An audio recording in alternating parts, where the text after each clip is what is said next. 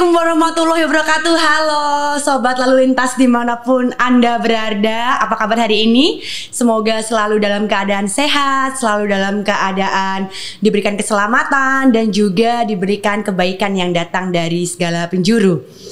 Hari ini kembali dengan saya AKP Riena Kusmarlandi Putri dalam frame kesayangan kita Mahameru Podcast. Nah, hari ini kita akan membahas lagi nih hal-hal seru lainnya yang tentu masih dalam lingkup lalu lintas pasti ya. Tapi tema ini mungkin masih banyak rekan-rekan yang belum memahami karena spesifikasinya itu tidak selalu masyarakat itu mengetahui seperti itu. Oleh karena itu, seperti biasa, saya tidak akan sendiri. Saya juga akan mengundang salah satu teman saya, influencer Surabaya yang akan bersama-sama meramaikan dalam podcast hari ini. Langsung saja kita undang Dinda Gadis. Tepuk tangannya mana dong? Halo Mbak Dinda. Selamat pagi. Duduk sini ya? Iya dong, duduk sini. Assalamualaikum warahmatullahi wabarakatuh. Waalaikumsalam. Loh. Dipakai dulu. Ini.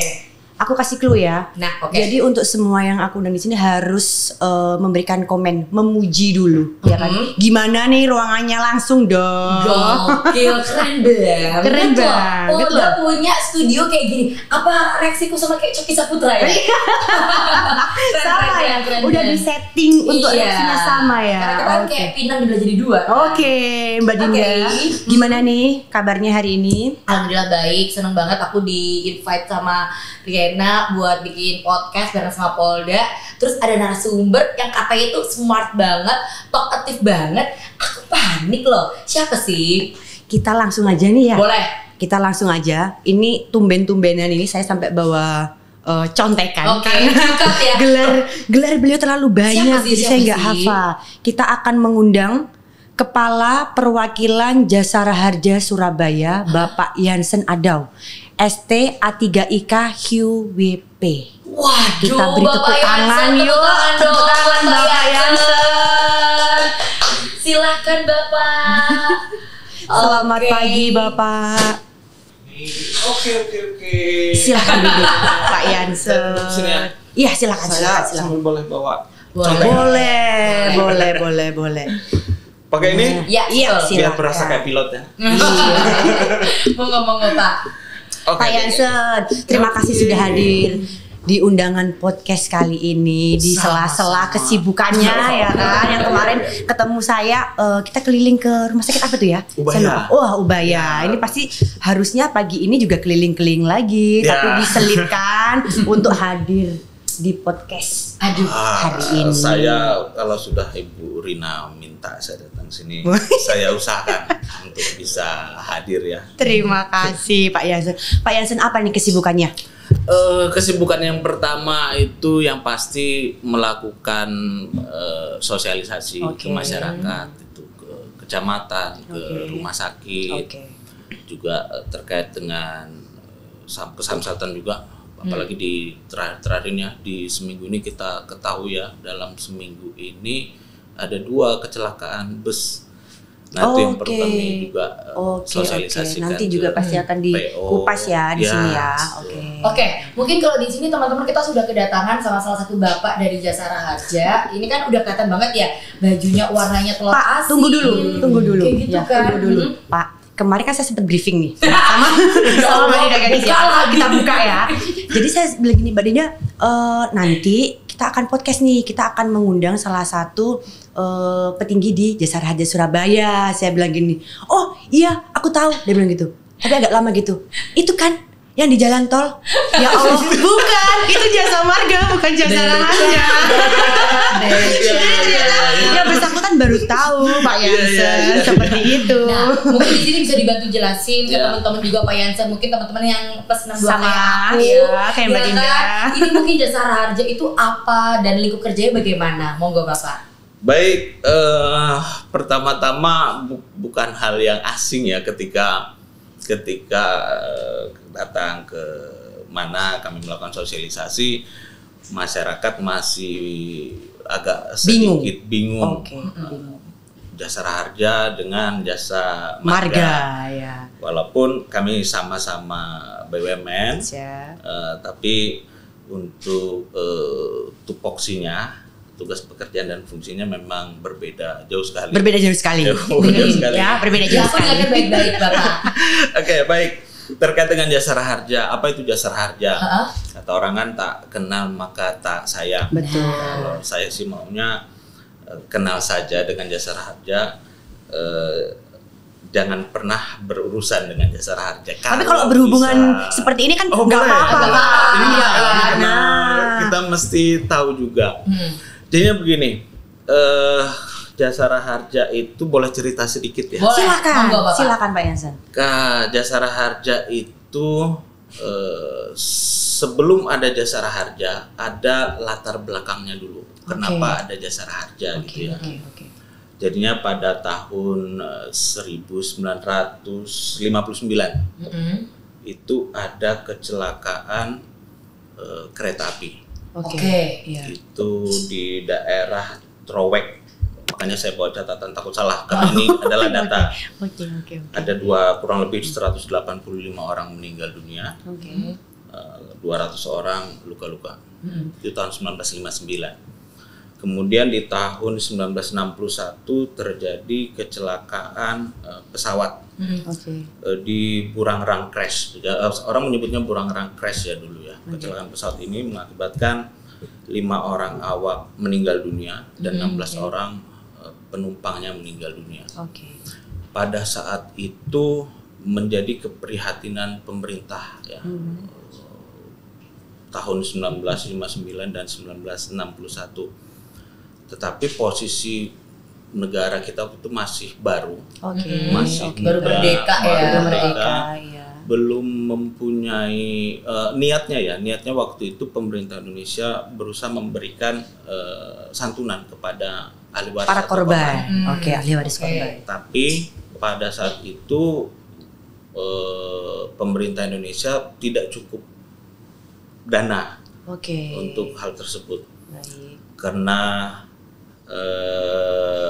rasa simpati dan empatinya jadinya para anggota dewan dulu sebetulnya anggota Dewan Perwakilan Rakyat Gotong Royong itu patungan Oke. Rp50 Untuk satu orang memberikan untuk santunan. memberikan santunan. Nah, setelah kejadian itu pemerintah berpikir apa yang bisa kita lakukan. Kemudian pada jalan berikutnya setelah para anggota dewan ini melakukan patungan pada tahun 1964 mereka membuatlah suatu undang-undang. Oke. Undang-Undang 33 tahun 1964 dan Undang-Undang 34 tahun 1964. Oke. Nah, latar belakangnya itu ya kecelakaan itu nggak punya dana terus dibuatlah undang-undang. Baik. Ada yang cukup unik di undang-undang ini. Di undang-undang ini terkait Undang-Undang 3334, Undang-Undang 33 itu terkait tentang dana pertanggungan wajib penumpang. Oke. Untuk Undang-Undang 34 itu terkait dengan dana pertanggungan kecelakaan lalu lintas jalan. Kemudian yang uniknya di undang-undang tersebut pada saat penyusunan undang-undang ini dulu banyak diduduki yang dewan ini banyak diduduki oleh sebagian besar Nahdlatul Ulama. Oke. Masyumi. Jadinya di undang-undang ini kalau kita tahu sekarang itu di General Insurance atau asuransi umumnya. Di asuransi umum kita pasti lebih familiarnya dengan kata-kata asuransi, Oke, asuransi. premi, Betul. kecelakaan, Iya. klaim gitu ya, klaim. Iya. Nggak lepas dari situ. Tapi di undang-undang ini tidak satu pun menyebutkan kata asuransi, Oke. tidak satu pun menyebut kata premi, tidak satu pun menyebut kata klaim. Oh. Pada zaman itu ya Pak ya. Karena ketiga hal tersebut ya sebagian besar terkait dengan asuransi ini masih debatable. Oke. Karena memang rata-rata dihuni oleh Nahdlatul Ulama. Oke. Jadinya di undang-undang ini disebutkanlah yang namanya tentang asuransi itu adalah pertanggungan. Oh iya, bahasa Bahasanya lainnya ya. pertanggungan. Kemudian di berikutnya tentang premi itu adalah iuran wajib. Untuk Undang-Undang 33, terus untuk Undang-Undang 34 namanya sumbangan wajib. Sumbangan wajib. Oke, itu di tahun berapa Pak Bapak tadi? 1964. Sampai sekarang kayaknya masih sama ya? Masih relevan. Masih. Dan masih sangat relevan. Masih sangkut sampai 2024 ini. Sampai sekarang masih. Bahasanya masih sama. Masih sama Oke. ya. Nah, terus kemudian undang-undang ini dibentuk. Setelah dibentuk, di salah satu pasalnya ada menyebut terkait dengan penghimpunan dana dari masyarakat yang sifatnya gotong royong. Oke. Ini adalah sebagai jaminan sosial ya, social security, perlindungan dasar kepada masyarakat. Di dalam satu pasalnya, badan yang ditunjuk untuk menghimpun dana dari masyarakat. Nanti ada badan yang ditunjuk untuk menghimpun dana dari masyarakat. Oke, itu di tahun 1964. iya sejarah nih. Iya. Tiba-tiba ada jasa harja. Oke, Tiba-tiba siapa sih ini ya, asalnya dari mana sih Nah, gitu. sebelum itu kita flashback sedikit lagi. Tahun 1953 kalau nggak salah. 1953 itu pelan-pelan presiden kita mulai menasionalisasi perusahaan-perusahaan Belanda. Oke. Nah, tahun 1953 dari situ pelan-pelan sampai tahun 1961 cikal bakal Jasara Harja itu dari gabungan 4 perusahaan Belanda yang dinasionalisasi. Oke. Oh begitu. Iya, jadinya tahun 1961 dibentuklah yang namanya asuransi kerugian Jasara Harja. Tahun 1961 1 Januari 1961 berdiri. Jujur, Jasara Harja. interupsi sedikit. Ini seharusnya sejarah kayak gini tuh masuk loh di mata pelajaran. Iya nggak? Biar maksudnya kalau kita dulu belajar masalah kayak pendekar, kayak kerajaan. Ini sebenarnya adalah menurut aku yang emang suatu saat ketika udah gede, udah seumuran kita ya nak ya. Ini relate sama kehidupan. Penting. Biar dibekal loh. Jadi nggak melulu nanya apa sih Jasara Harja. Iya. Kalau tiba-tiba dia ada sih, kok tiba-tiba dia mau ini sih betul, seperti betul. itu ya kan Pak Yansin ya. Nah, saya lanjutkan sedikit. Jadinya di tahun 1961 Jasara Harja sudah ada. Oke. Nah, di Undang-Undang 1964 ada badan yang ditunjuk oleh pemerintah. Oke. Nah, pada tanggal 30 Maret 1965 Jasara Harja ditunjuk sebagai pengemban amanat Undang-Undang 33 dan 34 tahun 1964 beserta peraturan pemerintahnya Junto 17 dan 18 tahun 1965. Dan itu pun berlaku sampai sekarang. Dan masih sangat relevan. Keren! Oh my god, aku gak tahu sejarah ini loh.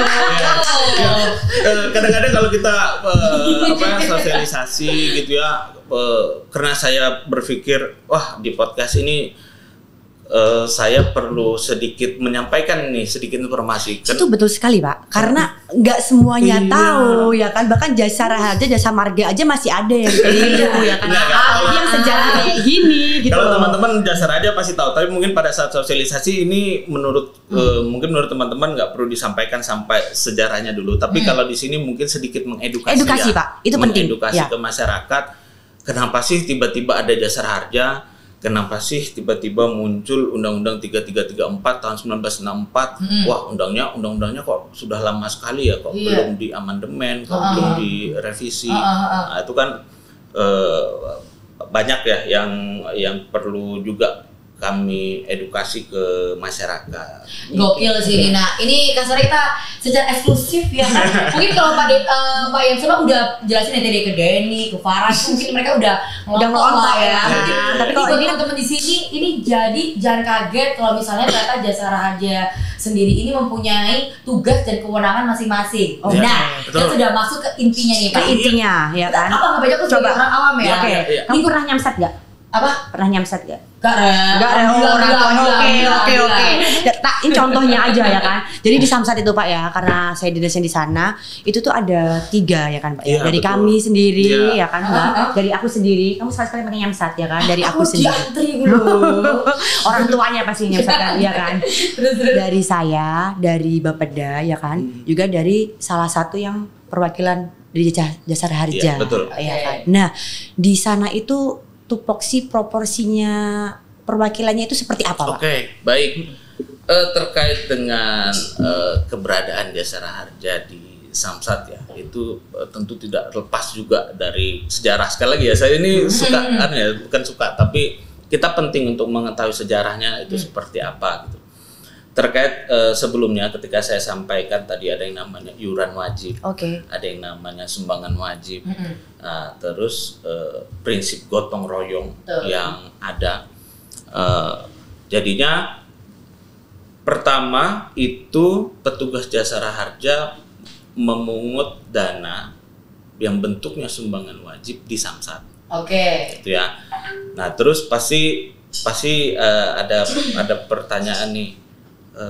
Kenapa di Jasara Harja tiba-tiba di Samsat gitu ya? Atau ada di Dinas Samsat tuh. Banyak tuh ya, banyak masyarakat taunya Dinas Samsat.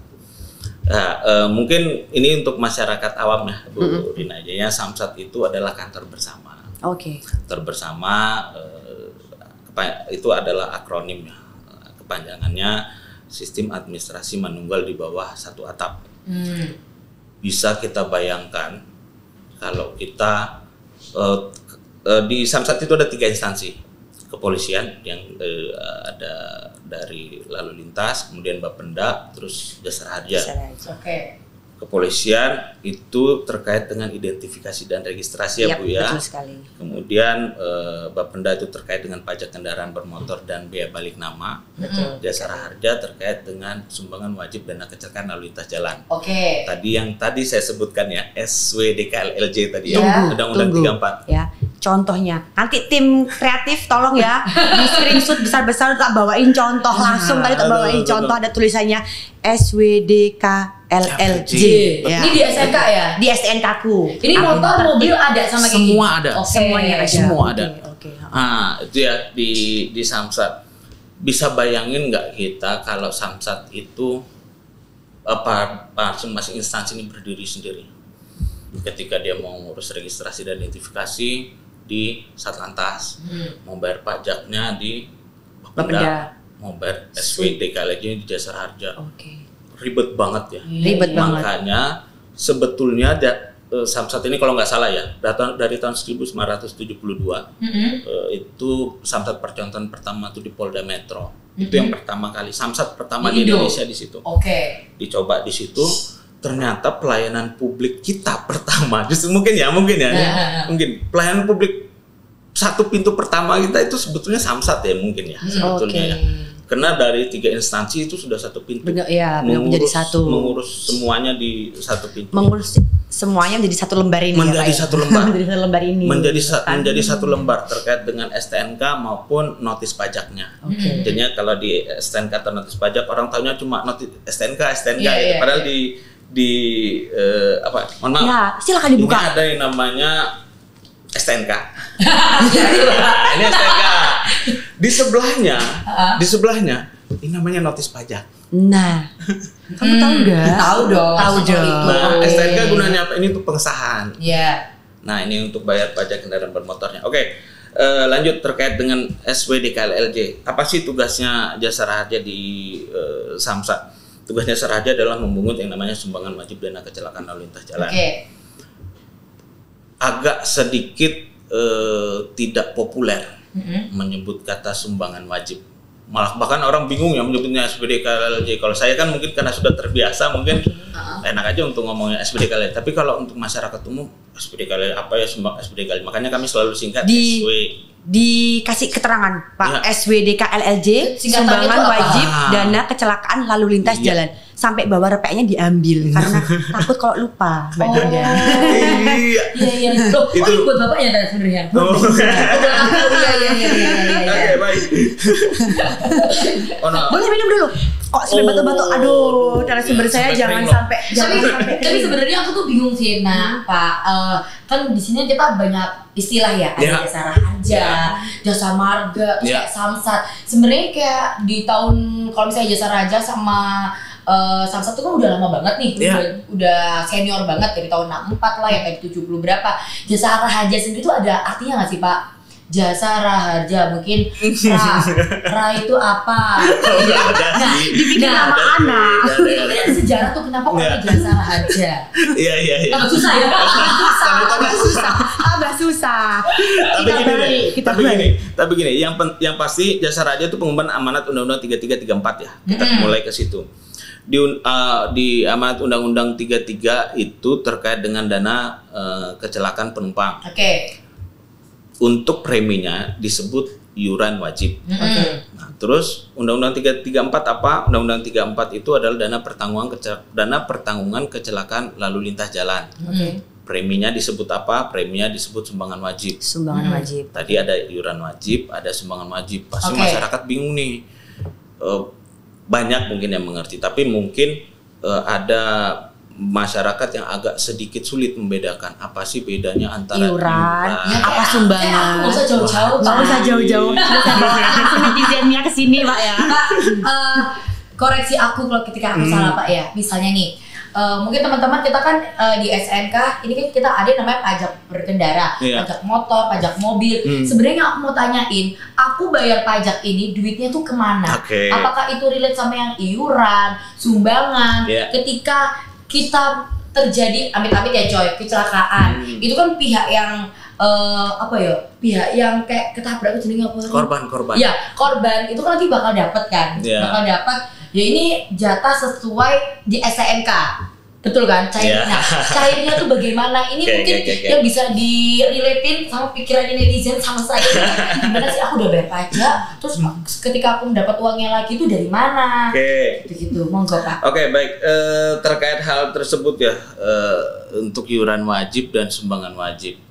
Iuran wajib ini untuk penumpang umum. Jadinya kalau kita kembali lagi ke sebelumnya bahwa Jasa Raharja ini pengemban Undang-Undang 33 dan 34. Jadinya waktu kita mengendarai, waktu kita sebagai penumpang umum, baik itu pesawat, kapal laut, kereta api, mungkin secara nggak sadar, mungkin kita pernah buka tiketnya. Ongkos sudah termasuk Jasa Raharja. Ada ya biasanya ya. Atau kalau misalnya kita nggak memperhatikan ya. Oh maaf Pak, interupsi lagi. Itu kan tadi Bapak Yansin ngomong harga termasuk Jasa Raharja. Itu apakah sama dengan jasa termasuk harga termasuk asuransi? Asuransi kalau ada apa-apa. Itu Jasa Raharja nih maksud. Betul. Oh, I know that. Jadinya gini. Sebentar dulu. Jadinya ada yang namanya iuran wajib. Ini sebutannya iuran wajib untuk penumpang umum, ada yang namanya sumbangan wajib untuk kecelakaan lalu lintas jalan. Iuran wajib, apa perbedaan antara iuran wajib dengan sumbangan wajib? Iuran wajib ini adalah untuk kita sendiri. Kepentingannya untuk kita ketika kita mengiur atau membayar iuran sekolah itu untuk kita bersekolah gitu. Ketika kita membayar iuran gym gitu ya, kalau kita mau nge-gym gitu kan, itu untuk kita bisa nge-gym. Itu namanya iuran, itu untuk kepentingan diri kita sendiri. Terus sumbangan wajib seperti apa? Sumbangan wajib itu ketika kita memberikan sumbangan itu bukan untuk kita. Tapi untuk orang lain. Contoh misalnya kita memberikan sumbangan ke masjid atau sumbangan tetangga kita yang meninggal dunia, itu untuk masjid atau tetangga kita yang meninggal dunia. Itu yang perbedaannya antara kenapa iuran wajib dengan sumbangan wajib. Iuran wajib itu untuk diri kita sendiri, untuk kepentingan kita. Sumbangan wajib itu untuk kepentingan orang lain. Contohnya nih, contoh paling gampang nih Pak, misalnya aku mau pergi naik bus atau mau pergi naik kereta, naik pesawat. Nah, amit-amit auzubillah, kalau misalnya terjadi sesuatu, itu langsung cair dari Jasa Raharja. Betul. Nah, langsung cairnya tetap ada beberapa prosedur yang harus dijalani. Tapi kita satu-satu dulu biar kita tidak melompat terlalu jauh ya. Kemudian terkait dengan kecelakaan di jalan raya. Nah, kecelakaan di jalan raya juga ada beberapa jenis ya. Kalau kita bisa bayangkan dulu tahun 1964 sepeda motor nggak sebanyak sekarang. Masih hitungan jari lah ya Pak ya. Makanya lebih diutamakan dulu untuk penumpang ya. Dulu ya, didulukan Undang-Undang 33 baru 34. Nah, pada perkembangannya ternyata kecelakaan lalu lintas ini di jalan jauh lebih banyak. perlu diketahui bahwa kecelakaan lalu lintas di Jawa Timur itu cukup tinggi. Iya. Tinggi sekali ya, tertinggi bahkan di Indonesia. Ya, betul. Terkait dengan Undang-Undang 34. Nah, kalau kita berbicara dengan Undang-Undang 34 itu tidak terlepas dari yang namanya sumbangan wajib. Tidak terlepas dari yang namanya samsat. Nah, sumbangan wajib ini seperti tadi yang saya jelaskan, yang konsep yang saya jelaskan tadi ini untuk orang lain. Ini kita memberikan sumbangan untuk orang lain. Sumbangan tadi apa ya? Di Undang-Undang 34 tahun 1964 pasal 17. Ini harus saya bacakan ya karena ini bentuknya biar jelas, Pak. Undang-undang. Saya enggak boleh. Wah, internetnya enggak deh. Oke, di sini deh. Saya enggak boleh salah. Sabar ya guys ya. Sabar, sebentar. Ini soalnya kalau salah dosa nih Pak Jansen. Bukan dosa, karena satu huruf saja ya berbeda maknanya. Di undang-undang ini pasti berbeda juga maknanya. Nah, terkait dengan pasal 17 ayat, kalau nggak salah itu ayat peraturan pemerintah pasal 18 terkait dengan orang yang dijamin. Ini bentuk penjaminannya. Ini yang terkadang masih rancu ya Pak rancu. Ya? Masih bingung. Mana sih yang dijamin, mana sih yang enggak ya? gitu. Pasal 10. Pasal 10. Pasal 10. Ayat Peraturan pemerintah nomor 18 pasal 10. Oke. Isinya bagaimana Pak? Ayat 1. Oke. Setiap orang yang berada di luar alat angkutan lalu lintas jalan, kita garis bawahi di luar ya, yang menimbulkan kecelakaan. Jadinya setiap orang yang berada di luar alat angkutan lalu lintas jalan yang menimbulkan kecelakaan, yang menjadi korban akibat kecelakaan dari penggunaan alat angkutan lalu lintas jalan tersebut sebagai demikian diberi hak atas suatu pembayaran dari dana kecelakaan lalu lintas jalan. Nah, catet itu ya. Jadinya gini, berada di luar kendaraan yang menyebabkan terjadinya kecelakaan. Banyak pertanyaan ke Jasara Harja, kenapa kecelakaan tunggal tidak dijamin oleh Jasara Harja? Nah, itu dia Pak. Nah, itu kan? Itu dia. Nah, ini kami mengacu kepada Undang-Undang nomor 34 tahun 1964, peraturan pemerintah nomor 18 tahun 1965.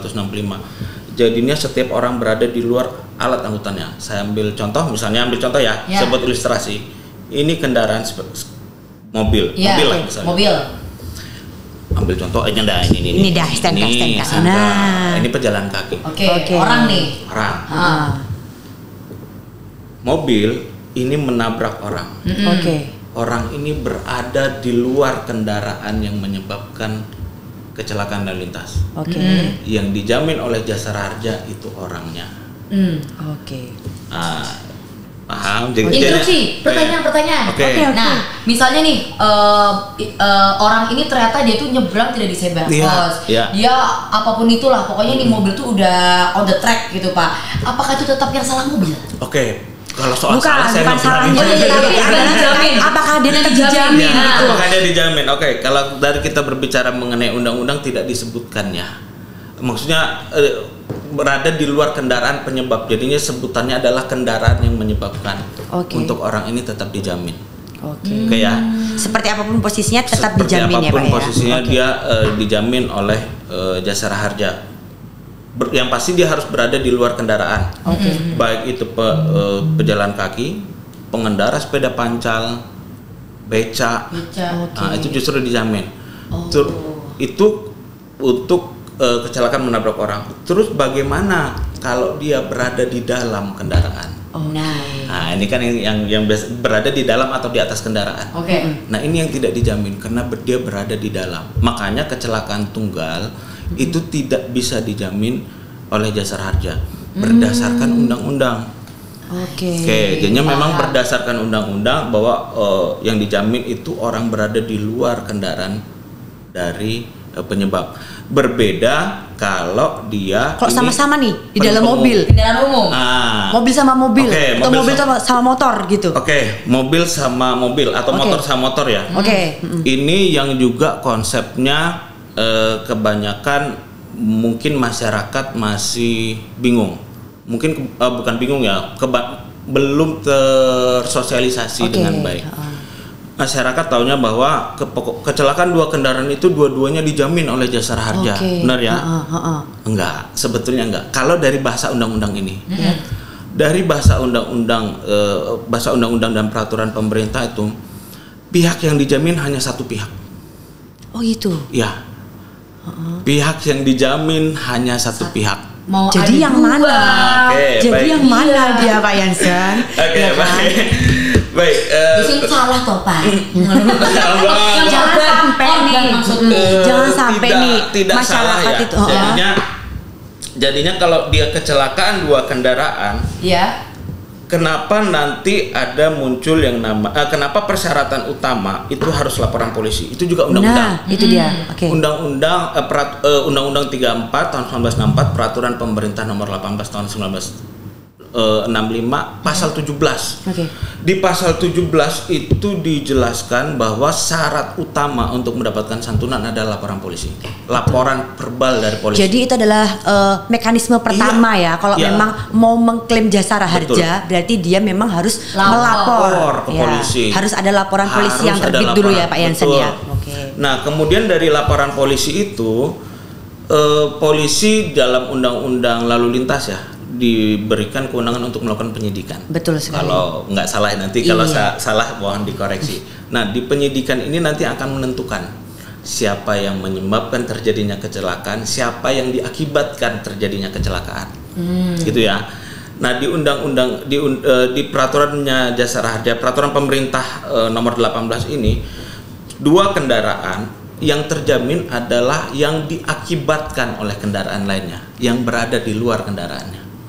Misalnya kendaraan A dan kendaraan B. Kendaraan A menyalip dengan tidak semestinya kendaraan B sehingga dia menabrak kendaraan B. Oke. Terjadi kecelakaan dan menimbulkan korban luka-luka ataupun meninggal dunia di kendaraan B. Yang dijamin adalah kendaraan B. Tetapi kendaraan A juga luka-luka. Ya. Nah, Dan ada meninggal dunia. Kita ambil contoh ya seperti itu ya. Secara aturan di undang-undang ini tidak terjamin oke. oleh Jasara Harja. Jahat. Kalau saya jahat, jahatan Oke. gara-gara elu gitu kan.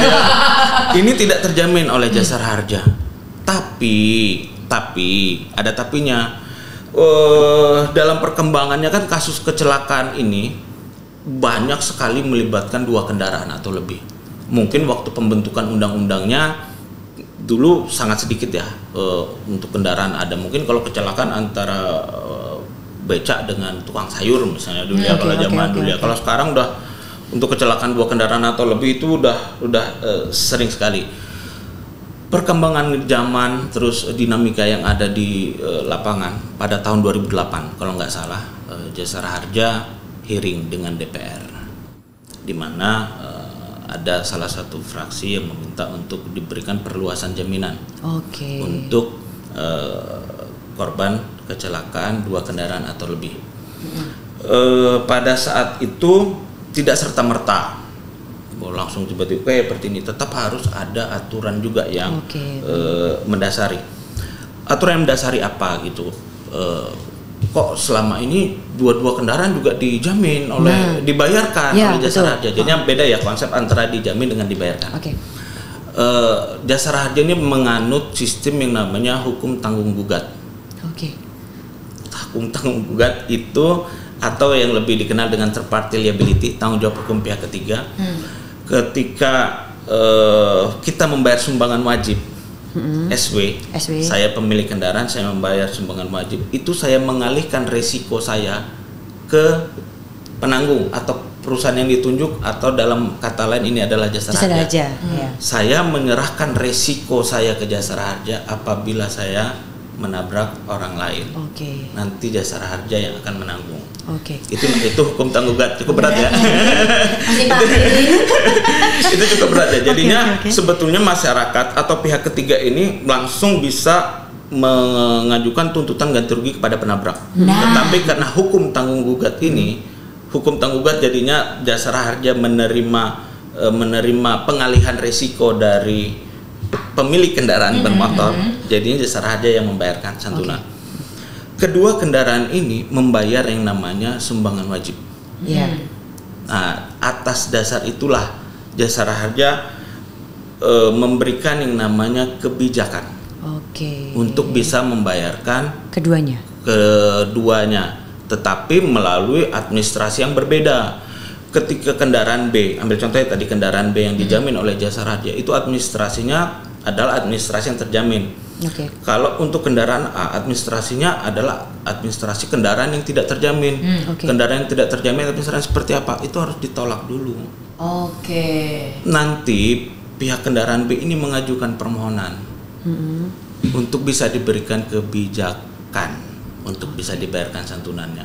Nah, ini dua hal yang berbeda ya antara kecelakaan tunggal dan kecelakaan dua kendaraan. Tetapi yang perlu diingat bahwa yang dijamin oleh jasara harja hanya satu pihak.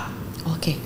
Hanya satu pihak, bukan kedua belah pihak, dua-duanya dijamin oleh jasara Walaupun harja. pada akhirnya keduanya sama-sama mendapatkan santunan ya Iya, kalau betul. kecelakaan antara kendaraan Dua bermotor. kendaraan. Oh, Ya, oke. nah, terus dengan kecelakaan tunggal ini pasti akan jadi pertanyaan lagi. Terus kecelakaan tunggal kan dia juga membayar sumbangan wajib. Iya. Nah, Oke itu ya, kok tidak bisa dijamin Nah. oleh jasara harja? Betul. Kita masih ingat nggak tadi yang saya sampaikan ya, hukum tanggung gugat ya. Ketika kita membayarkan sumbangan wajib SPDK-LLJ ini ke Samsat, itu kita memberikan pengalihan risiko apabila kita menabrak orang lain Iya, atau betul. pengendara lain Betul. atau pengendara sepeda pancal. Sedangkan pejalan kaki, pengendara sepeda pancal ini kan tidak membayar sumbangan wajib. Siap, tidak membayar SPDK LLJ. Nah, jadinya dia tidak memberikan pengalihan risikonya. Bisa nangkap nggak? Iya. Bisa banget. Oke. Mungkin ini biar lebih fair ya, biar Iya. teman-teman juga cepat nangkep. Mungkin kita tampilin ini deh. Oke. Tampilin di layar ini video kecelakaan Vanessa Angel yang Nah, sempat bombas. mungkin nanti ya. Itu kan sempet nih Pak. Pas tanya ke Pak Yansen. 2011 kalau enggak 2021. Saya kurang memperhatikan ya. 2021, sorry, 2021 ya kan. Baru ya? Nanti diedit Baru, ya, baru. 2021. Jadi saya sempet tuh baca-baca di Instagram itu netizen mungkin yang nggak ngerti, nggak paham kan. Kita bilang gini, loh karena waktu itu sempet sampai diundang di podcast-podcast banyak gitu kan. Iya. Kenapa sih kecelakaan Vanessa Angel itu nggak ada Ganti- jasara ganti- harja? Ya, Kemana uangnya? Uangnya kan diambil kemana? Banyak banget tuh di komen-komen itu Pak. Saya baca di Instagram, masyarakat itu masih beranggapan kalau kecelakaan tuh ya dapat jasara harja. Iya. Dia tidak mengerti apa sih persyaratannya, bagaimana mekanismenya. Lah ini kecelakaan yang seperti ini tuh kecelakaan yang tertanggung atau enggak seperti betul. itu. Boleh ditampilin di Oke, layar. boleh coba kita lihat di Untuk kronologi kita flashback ke Kecelakaan Vanessa Angel. kecelakaan tunggal. ada gambar kecelakaannya nggak? Ada mungkin. Kecelakaan yang menimpa artis yang memiliki nama asli Vanessa Adzania ini terjadi di kilometer 672 arah Surabaya pada Kamis siang. Vanessa dan suaminya meninggal di lokasi, sementara 3 lainnya yakni putra Vanessa, babysitter dan sang pengemudi mobil dilarikan ke rumah sakit. Dari hasil olah tempat kejadian perkara, kecelakaan ini diduga kuat disebabkan human error atau karena kelalaian. Selain melaju dengan kecepatan tinggi, sopir juga diduga kelelahan dan mengantuk sehingga tanpa sadar membanting setir ke arah kiri hingga menabrak beton pembatas tol. Dari keterangan saksi mata, diketahui mobil yang ditumpangi Vanessa bersama keluarganya melaju dengan kecepatan tinggi di atas 100 km per jam. Saat kejadian, Vanessa dan suaminya duduk di sebelah kiri. Vanessa yang tak mengenakan seatbelt terlempar keluar mobil sejauh 5 meter. Sedangkan suaminya Febri Andriansyah terjepit di bodi mobil bagian tengah hingga tangannya patah. Jadi dari hasil olah lihat di TKP tadi, kendaraan ini melaju dari arah Jakarta menuju Surabaya di kilometer 672-300. Kendaraan ini mengalami oleng ke kiri. Setelah itu menabrak pembatas jalan berupa beton di ujung persis beton jalan itu, sehingga kendaraan ini terlempar ke jalur cepat sejauh 30 meter. Meski Vanessa dan suaminya Bibi meninggal dunia, namun anak pasangan selebritas ini yakni Gala Sky Ardiansyah selamat dari kecelakaan maut. Gala mengalami luka memar di bagian wajah dan kini dirujuk ke Rumah Sakit Bayangkara Polda Jawa Timur. Berdasarkan hasil CT scan, Gala tak mengalami luka serius. Sementara suster dan sopirnya kini tengah menjalani perawatan di Rumah Sakit Dr. Sutomo setelah sempat dirawat di Rumah Sakit Kertosono. Tim Liputan CNN Indonesia. Jadi kalau kecelakaan itu seperti yang Pak Jansen udah jelaskan tadi ya, berarti ya bahwa dia tidak ada yang penanggung yang memberikan haknya kepada jasa harja untuk membayarkan apabila tertanggung. Tidak ada tertanggung yang memberikan haknya ke jasa harja sehingga bisa dibayarkan apabila dia saling tabrak. Jadi dia ya wes nih, nggak ada nih yang di kronologinya dia aja kan dia umum kan sendiri, itu nggak ada lawannya, dan ini undang-undang dan ini peraturan pemerintah yang mengatur ini. Jasara harja tentunya tidak bisa serampangannya serta-merta. Oh karena ini artis nih, karena ini viral nih, jadi tetap jaga harga gitu, nggak bisa ya Pak Jansen ya. Memang harus ada sesuai dengan aturan yang dan ada payung hukum gitu yang ya. ada untuk bisa ini dijamin dan dibayarkan, apa ini yang tidak terjamin tapi bisa dibayarkan itu juga. Kamu tentu nggak mau kan? Jangan lebih baik kita bayar aja Pak ya. Makanya tadi di awal saya sampaikan tak kenal maka tak sayang, makanya lebih baik kenal saja. Tapi nggak usah sayang, sampai mengurus jasara harja.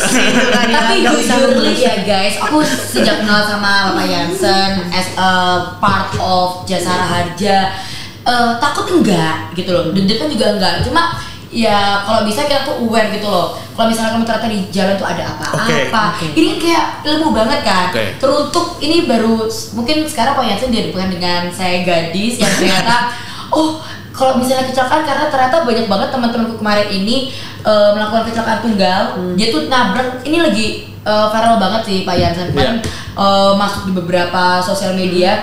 Dia ini kenceng banget, nabrak di depannya kayak ini, kamu megang deh, ini areamu soalnya.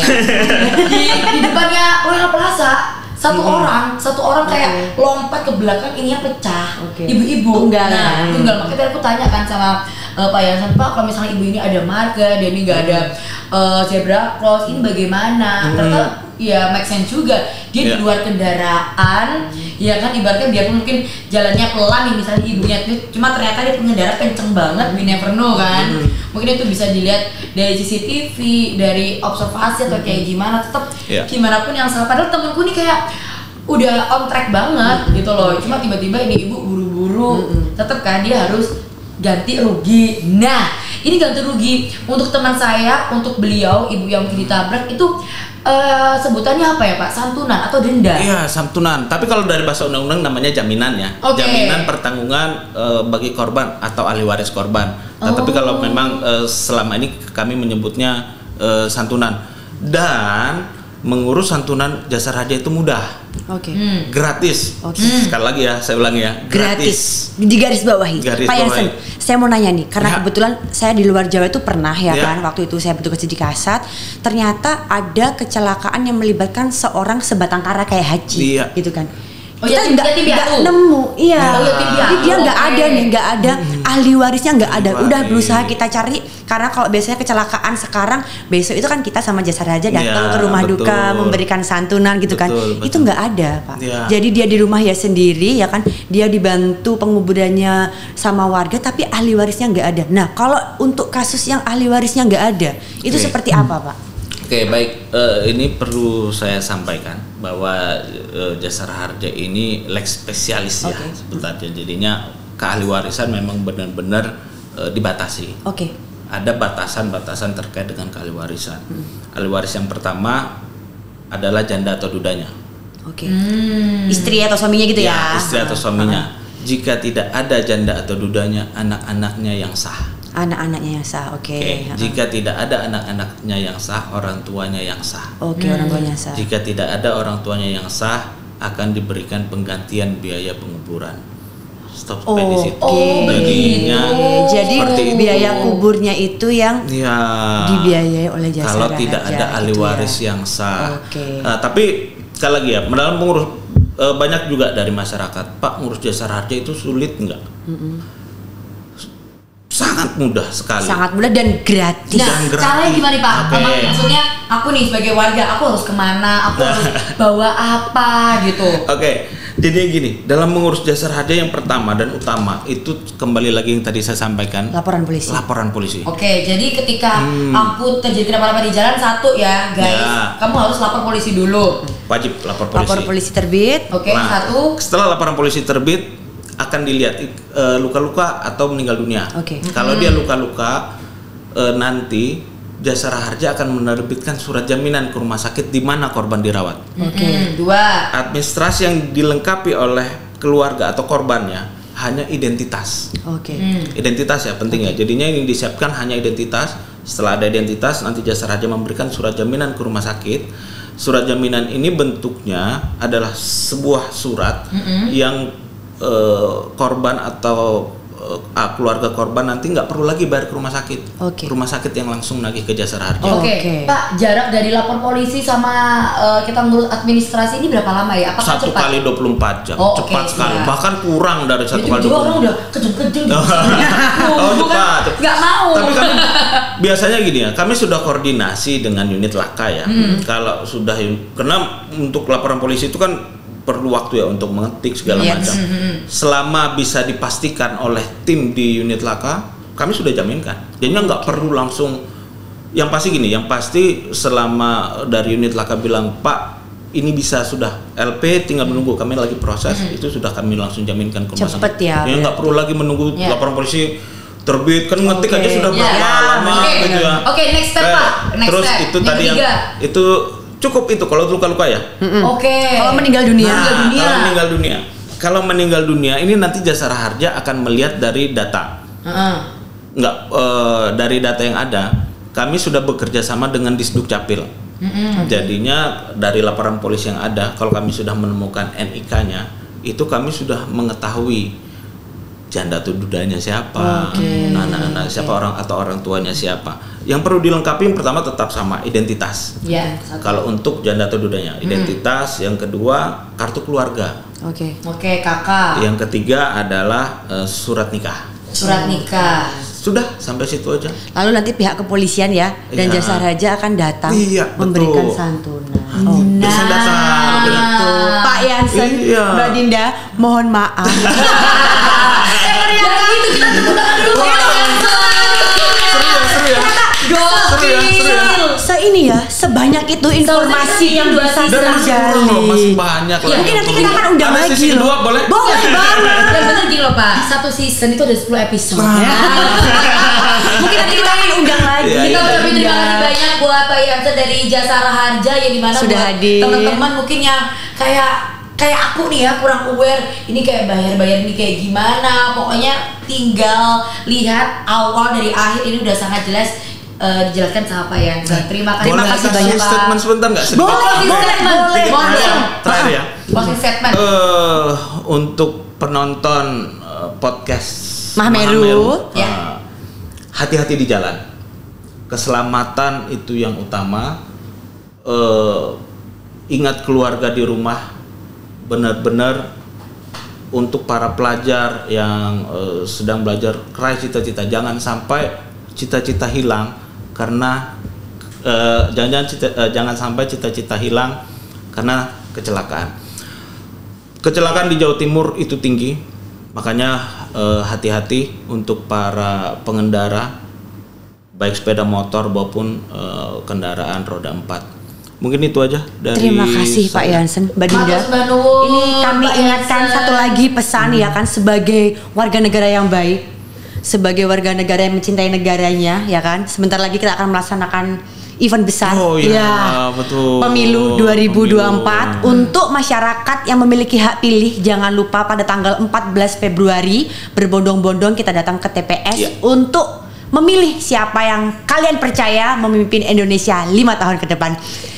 Sekian aja podcast kali ini. Kita akan mungkin sambung di podcast selanjutnya. Yes. Kita akan undang lagi Pak Yansen nanti dengan obrolan-obrolan lebih seru lagi. Masih ada terkait dengan keselamatan lalu lintas. Nah, itu poin kita jadwalkan. Oke Pak Yansen, terima kasih Mbak Dinda sudah hadir. Pak Yansen juga terima kasih sudah hadir. Untuk Sobat Podcast Mahameru kita akhiri sekian. Sampai jumpa lagi. Bye.